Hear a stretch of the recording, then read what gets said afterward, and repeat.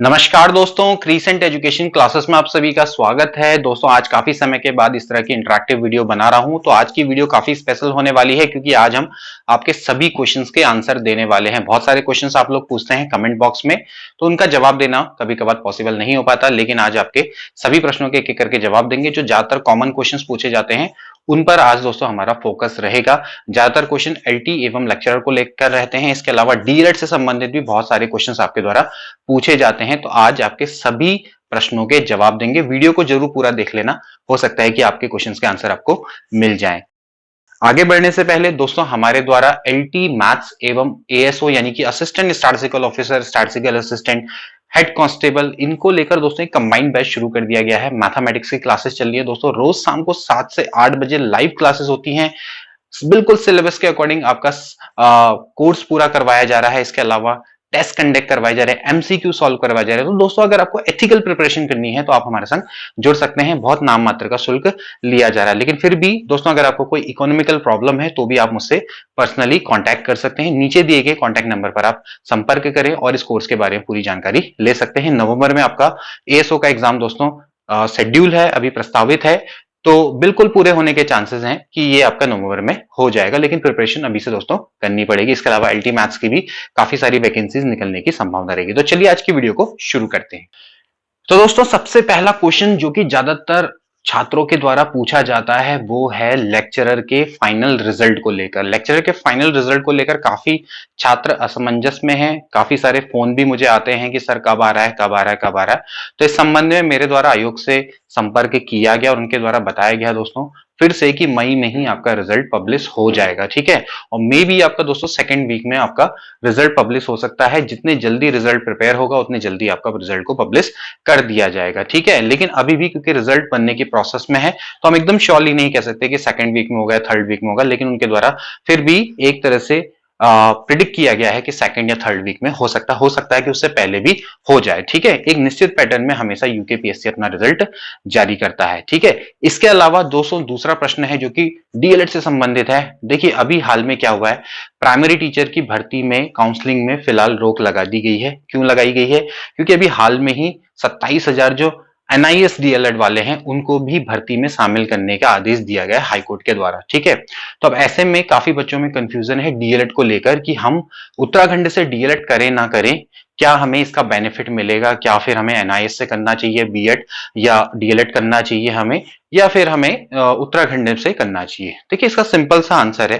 देखिए यहाँ पर जो लड़ाई है वो एनआईएस डीएलएड वालों और जो उत्तराखंड से डीएलएड करते हैं, यानी कि जैसे आप टेस्ट निकालेंगे, अभी 25 मई को आपका डीएलएड का एग्जाम होने वाला है, तो उनके बीच में नहीं है लड़ाई। लड़ाई है यहाँ पर बीएड टीईटी और इसके अलावा एनआईएस डीएलएड वालों को। देखिए इतना श्योर है कि अगर आप उत्तराखंड से अगर डीएलएड करते हैं जो कि 2 साल का कोर्स है और इसमें आपके 75,000 दोस्तों इसमें लगते हैं और ये टेस्ट भी दोस्तों काफी अच्छे लेवल का होता है। टोटल मिला के 625 सीटें हैं।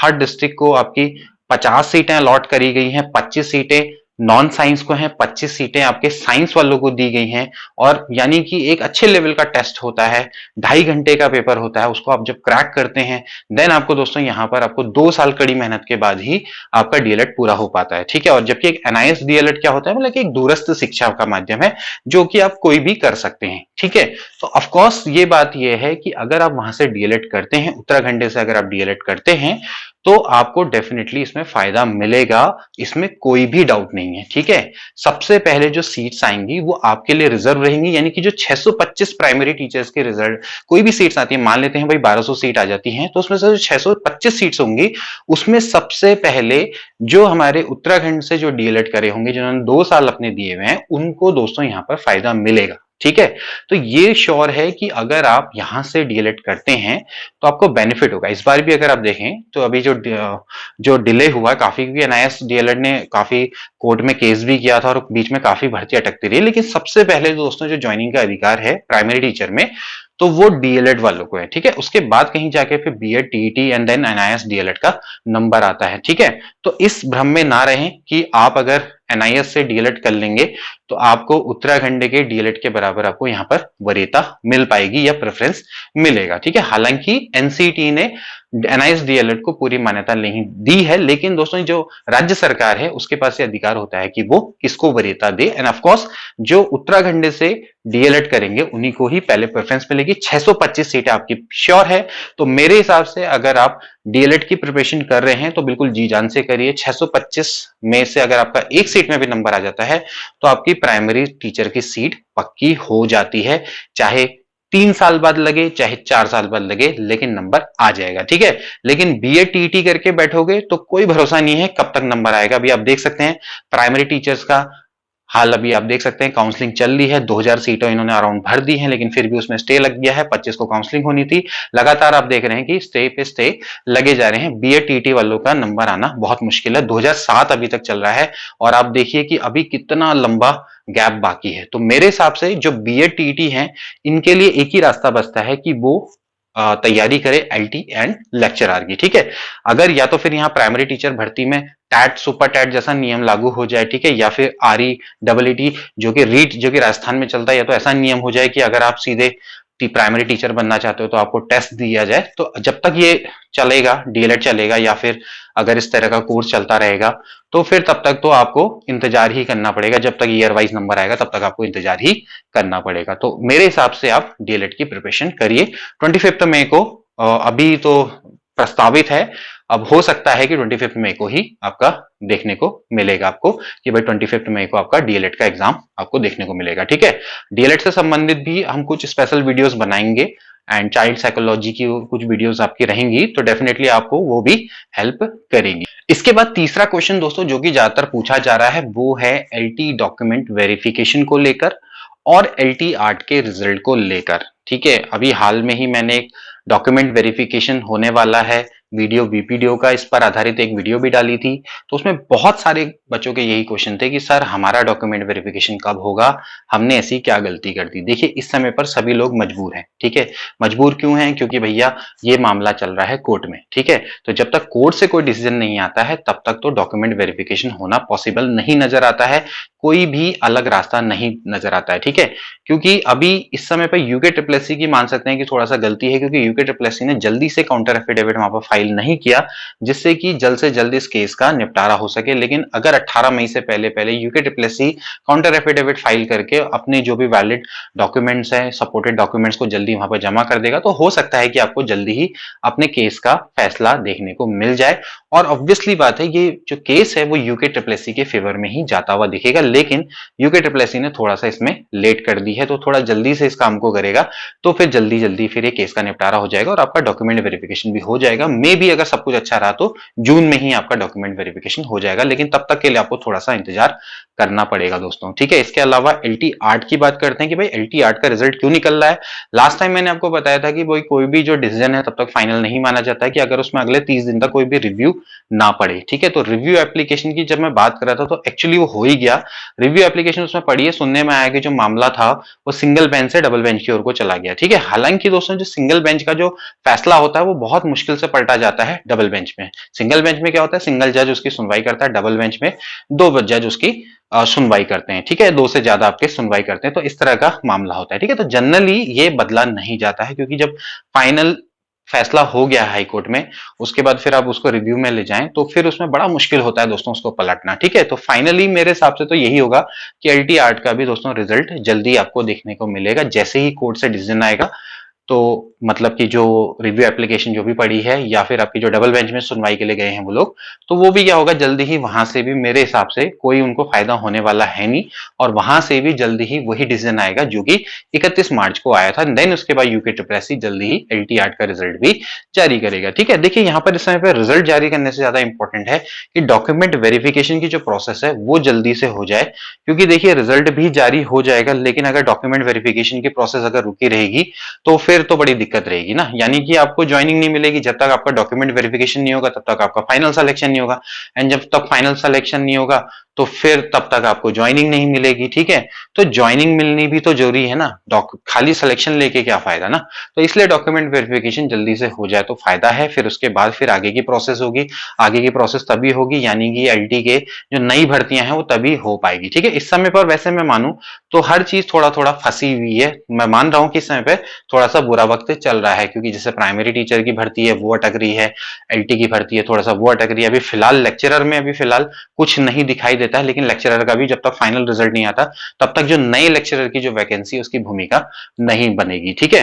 तो वैसे हालांकि लेक्चरर में आपको काफी सारी पोस्टें दोस्तों देखने को मिल सकती है। लास्ट टाइम मैंने आपको बताया भी था आंकड़ा कि इस समय पर 700 से ऊपर लेक्चरर निकलने का आंकड़ा बैठता है, जो कि अच्छा है, क्योंकि लेक्चरर की वैकेंसी जनरली इतनी ज्यादा नहीं आती है, कम ही आती है, ठीक है।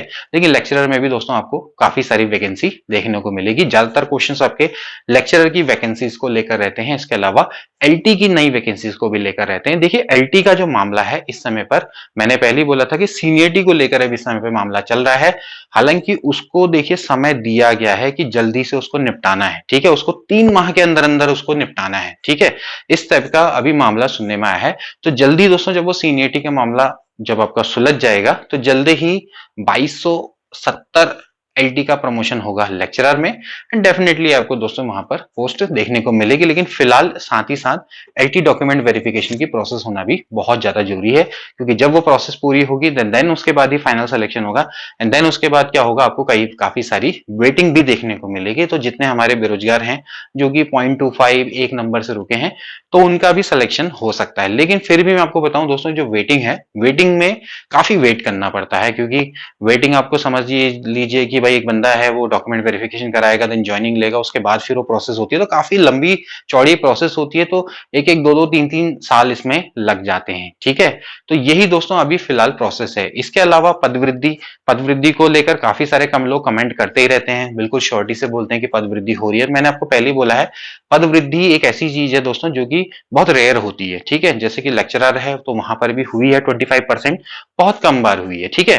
तो हो सकता है कि इस बार भी हो जाए, और हो जाए। देखिए अभी मैं आपको बताऊं तो इससे पहले 2018 का रिजल्ट आया था, उसमें कोई पदवृद्धि नहीं हुई थी, ठीक है। 2014-15 के रिजल्ट में हुई थी, ठीक है। तो अभी 2018 की हो सकता है पदवृद्धि हो, एंड देन उसके बाद फिर ये 2022 वाले की हो। तो अभी से आप इतनी सारी आस मत लगाइए, ठीक है। मैं आपको बिल्कुल कोई झूठा दिलासा नहीं दूंगा। तो आप फिलहाल मेरे हिसाब से जो नया एग्जाम है उसकी तैयारी करें, ठीक है। इसके अलावा न्यू एजुकेशन पॉलिसी के बारे में दोस्तों लोग बात करते हैं, क्या पैटर्न चेंज होगा? पैटर्न चेंज नहीं होने वाला है। फिलहाल अभी आपकी जो शिक्षक भर्ती है, जो उसके स्टैंडर्ड है उसी के अकॉर्डिंग आपकी भर्ती होगी, ठीक है। एनसीटी उसको तय करता है, तो उसी के अकॉर्डिंग आपकी भर्ती चलती रहेगी। इसमें कोई भी दिक्कत वाली बात नहीं है। जो आपको सिलेबस दिया गया है आयोग के द्वारा, आयोग की वेबसाइट पर अवेलेबल है, बिल्कुल उसी के अकॉर्डिंग आप तैयारी करिए। अगर कोई चीज चेंज होगी तो आयोग के द्वारा आपको सूचित कर ही दिया जाएगा। और अगर आप थोड़ा बहुत पढ़ भी लेंगे तो कोई दिक्कत नहीं हो जाएगी। पढ़ने से आपको फायदा ही मिलता है, एटलीस्ट आपको एक हैबिट बनेगी पढ़ने की। कई बार क्या होता है कि लोग पढ़ते हैं कि सोचते हैं कि यार हम जब तक एग्जाम नहीं आता है, फॉर्म नहीं निकलते हैं, सिलेबस हमें पता नहीं लगता है, तब तक हम ना पढ़ें तो ज्यादा अच्छा है। देखिए कोई भी एग्जाम है उसके फॉर्म आने का इंतजार ना करें, स्टार्टिंग करनी है आज से ही करें। आप एलटी लेक्चरर बनना चाहते हैं, आप एक शिक्षक बनना चाहते हैं, तो आप जानते हैं कि उसका जो सिलेबस है वो कितना वास्ट है, ठीक है, और कितने अच्छे लेवल का होता है। तो जब आप किसी अच्छे कंपटीशन लेवल की आप तैयारी करते हैं, इतने अच्छी बड़ी पोस्ट की आप तैयारी करते हैं, तो आप उसके लिए 5-6 महीने की तैयारी नहीं करेंगे, उसकी सालों की तैयारी होती है। तो आप उसी के हिसाब से मेरे हिसाब से प्रिपरेशन करिए, ठीक है। अभी कई सारे हमारे एस्पिरेंट्स, कई बच्चे हैं जो कि बीएड कर रहे हैं दोस्तों, तो वो भी अभी से प्रिपरेशन करने लग जा रहे हैं एलटी और लेक्चरर की। तो अब हमारे कई सारे एस्पिरेंट्स ऐसे भी हैं जो कि काफी समय से एलटी लेक्चरर का एग्जाम दे रहे हैं, लेकिन वो लगातार फेल हो रहे हैं। वो फेल क्यों हो रहे हैं, उसका कारण क्या है? उनको वो चीज को रिकॉग्नाइज करना है। देखिए वो कहीं ना कहीं यही कारण है कि आपके अंदर क्या है, निरंतरता का अभाव है, कंटिन्यूटी का अभाव है। क्योंकि आप क्या करते हैं, सिर्फ एग्जाम के टाइम पर एक्टिव होते हैं। जब एग्जाम का टाइम खत्म हो जाता है या फिर आपको लगता है कि अभी कोई फॉर्म आने की आस नहीं है, तो फिर आप पढ़ाई लिखाई करना छोड़ देते हैं, जो कि राइट नहीं है मेरे हिसाब से। ठीक, तो मेरे हिसाब से अभी से आप तैयारी करिए। आप आज जो तैयारी करेंगे उसका फल आपको डेफिनेटली कुछ समय बाद देखने को मिल जाएगा, ठीक है। इसके अलावा एक और क्वेश्चन जो कि ज्यादातर पूछा जाता है वो है पॉलिटेक्निक लेक्चरर की भर्ती को देखे। देखिए पॉलिटेक्निक लेक्चरर की भर्ती भी काफी सुनने में आ रहा है कि उसका अध्याचन आया है, लेकिन इसके बारे में अभी तक कोई भी कंफर्म न्यूज नहीं है। लेकिन फिर भी आयोग का जो रिस्पॉन्स है वो काफी अच्छा है। उनका कहना है कि काफी सारी लेक्चरर की वैकेंसीज देखने को मिल सकती है। पॉलिटेक्निक लेक्चरर की वैकेंसी देखने को दोस्तों जल्दी ही मिल जाएगी। 2-3 या 3-4 महीने के अंतराल में देखने को मिल सकती है। इसके अलावा आरओ एआरओ की वैकेंसी जो सचिवालय में निकलती है, समीक्षा अधिकारी एवं सहायक समीक्षा अधिकारी, इसके अलावा उत्तराखंड लोक सेवा आयोग में भी निकलती है पोस्ट। तो इसका भी अध्याचन दोस्तों यहाँ पर पहुंच चुका है। जल्दी ही जो इसमें आरक्षण का जो विवाद था उसका निपटारा होके जल्दी ही दोस्तों आपको इसकी भी वैकेंसी देखने को मिलेगी। ठीक है, क्योंकि अभी फिलहाल क्या चल रहा है आयोग में, क्योंकि आयोग की कैसी कार्य प्रणाली है, हम तो कोई आयोग के आदमी है नहीं, लेकिन हम सिर्फ क्या कर सकते हैं, भारी रूप से पता कर सकते हैं। ठीक है, इसके अलावा काफी बच्चों के द्वारा कुछ रिक्वेस्ट की जाती है मुझसे और कमेंट के माध्यम से उनसे बोला जाता है कि सर आप ये कर दीजिए, वो कर दीजिए। देखिए दोस्तों, मैं भी एक सरकारी कर्मचारी हूँ। ठीक है, ये भी आपको ध्यान रखना है। ठीक है, मैं कोई ऐसी चीज नहीं कर सकता जो कि कहीं ना कहीं गवर्नमेंट लॉ एंड ऑर्डर के खिलाफ हो। ठीक है, तो कभी ना कभी कुछ चीजें ऐसी होती हैं जो आप रिक्वेस्ट करते हैं कि सर आप ऐसा कर दो, वैसा कर दो, so that is not possible for me. ठीक है, मैं सिर्फ आपको गाइडेंस दे सकता हूं, मैं किसी को मिसगाइड नहीं कर सकता। ठीक है, तो इसके लिए जो ऐसी रिक्वेस्ट करते हैं उनसे मैं माफी चाहूंगा कि मैं आपको पूरी तरह से गाइड कर सकता हूं, लेकिन मैं मिसगाइड करने का काम लोगों को नहीं करता हूं। ठीक है, तो दोस्तों आज की वीडियो के लिए इतना ही। मिलते हैं अगली वीडियो में। Till then take care and good bye.